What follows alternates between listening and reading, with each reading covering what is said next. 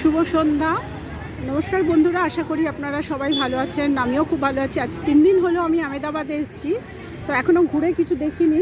আজ সবে মাত্র আমি ঢুকলাম এখানে কাকারিয়া লেকে ঢুকেছি। ওখানে টিকিট কাটবো, টিকিট কাউন্টার আছে, টিকিট কাটবো, কেটে তারপর লেকে যাব দেখতে।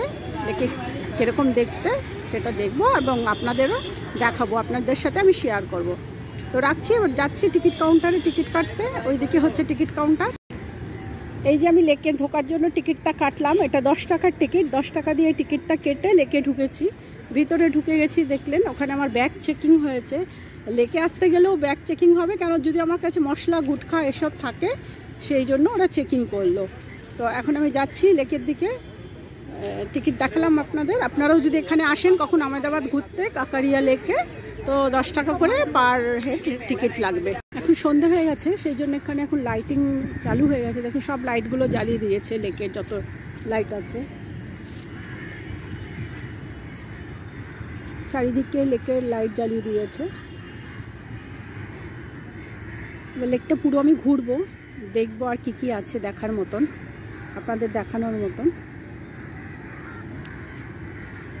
এই লেকে যে এলাম আমি, লেকের সামনে একটা মন্দির আছে, সদাশিব নাম লেখা এখানে, সদাশিব শিব মন্দির। এই যে শিব ঠাকুরের মূর্তি রয়েছে এখানে, দেখতে পাচ্ছেন। সামনে গেলে লাইটের জন্য দেখাতে পারবো না, লাইট জ্বলছে। সদাশিব মন্দির, যেটা কাকুরিয়া লেকের সামনে, রাস্তার সামনেই রয়েছে। রাখছি। এখন যেখানে দাঁড়িয়ে আছি, এই কাকারিয়া যে লেক আছে, কাকারিয়া লেকের মাঝখান দিয়ে এই রোডটা তৈরি হচ্ছে। এই দেখুন দুপাশের লেকটা দেখছে,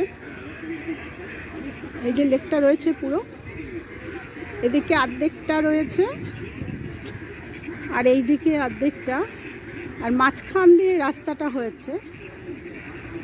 এই রাস্তা দিয়ে এখন আমি যাব। যদি লেজার শো দেখায়, 7:30 থেকে লেজার শো দেখাবে, যদি দেখায় তাহলে ওটাও আমি দেখবো এবং আপনাদেরকেও শেয়ার করব।